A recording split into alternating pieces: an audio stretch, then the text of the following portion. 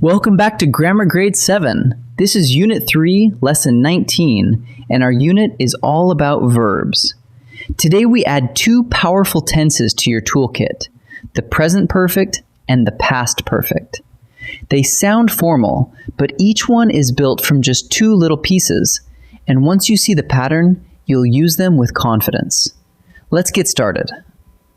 Both perfect tenses we're learning today are built from the very same two pieces. A perfect tense is always a helper verb plus a past participle. The helper is a form of the verb have, and the second piece, the past participle, is the verb's ed or en form, the one you'd use after have. So every perfect tense follows this shape: have, has, or had, plus a past participle. Get comfortable with those two pieces, and the rest is easy.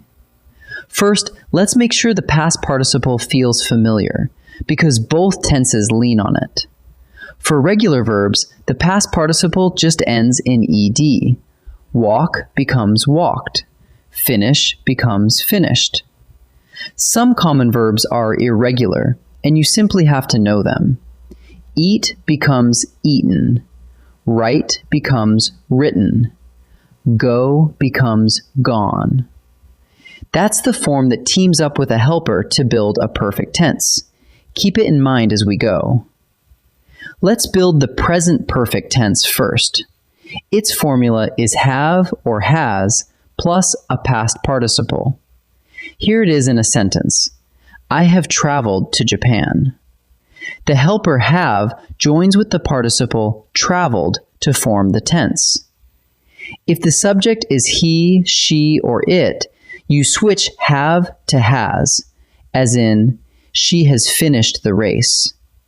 That pairing, a form of have plus a past participle, is the present perfect. Now, what does the present perfect actually mean?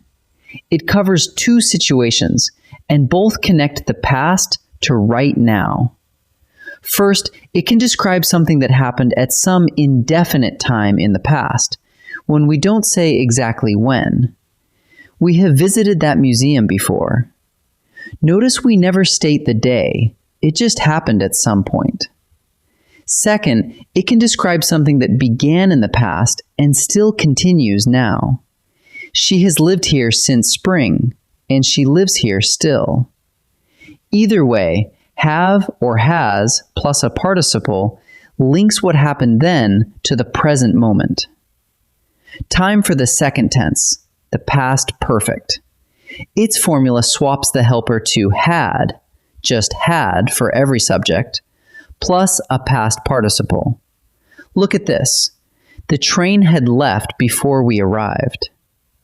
The helper had joins with the participle left. Notice there are two past events here, the train leaving and us arriving.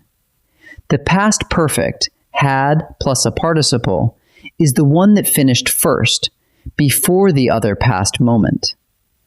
Here's the heart of the past perfect. It marks the past before the past. Think of two past events on a timeline. First, the bell had rung. Then, later, I reached the door. And after all of that comes now, the present. The past perfect, had rung, points to the earlier action, the one that was already complete before the second past event happened. That's why we call it the past before the past.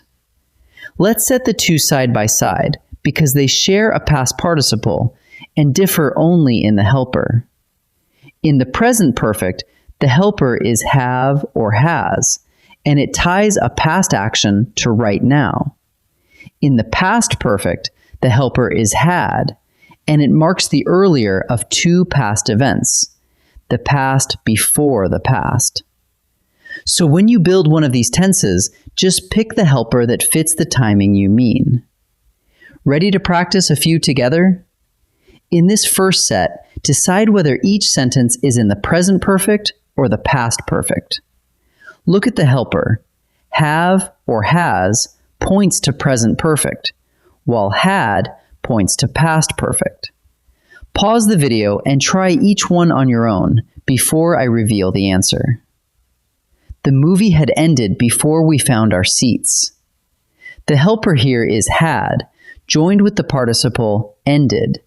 It points to the event that finished first, before we found our seats.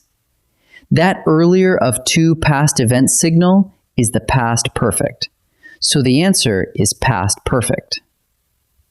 We have painted the fence this weekend. The helper is have, paired with the participle painted. It links something done to the present, this very weekend. A form of have plus a participle is the present perfect. So the answer is present perfect. She has known the secret for years. The helper is has, with the participle known. This is an action that began in the past and still continues now, which is exactly what the present perfect describes. So the answer is present perfect. Now each sentence is missing its helper verb. Choose the form that fits the timing. Remember, use have or has to tie a past action to now, and use had when one past action came before another. Pause and try each before I answer. By the time help arrived, the ship blank sunk. There are two past events, the ship sinking and help arriving. The sinking clearly happened first, so we need the past perfect, and that calls for the helper had. So the answer is had. I blank finished my chores, so I can relax now. Notice the word now. The finishing connects straight to the present moment. That's the present perfect, so we use the helper have. So the answer is have. She blank never seen snow before she moved north. Her not seeing snow happened before she moved, and moving is itself in the past. Two past events, and the earlier one needs the past perfect, so the helper is had. So the answer is had. Let's gather up what we learned. The present perfect uses have or has plus a past participle, and it ties a past action to right now, either at some indefinite past time or an action that still continues. The past perfect uses had plus a past participle, and it marks the earlier of two past events, the past before the past. Both tenses share that past participle. The only thing that changes is the helper, have or has for the present perfect, and had for the past perfect. Pick the helper that matches your timing, and you've got it. Wonderful work today. I'll see you in the next lesson.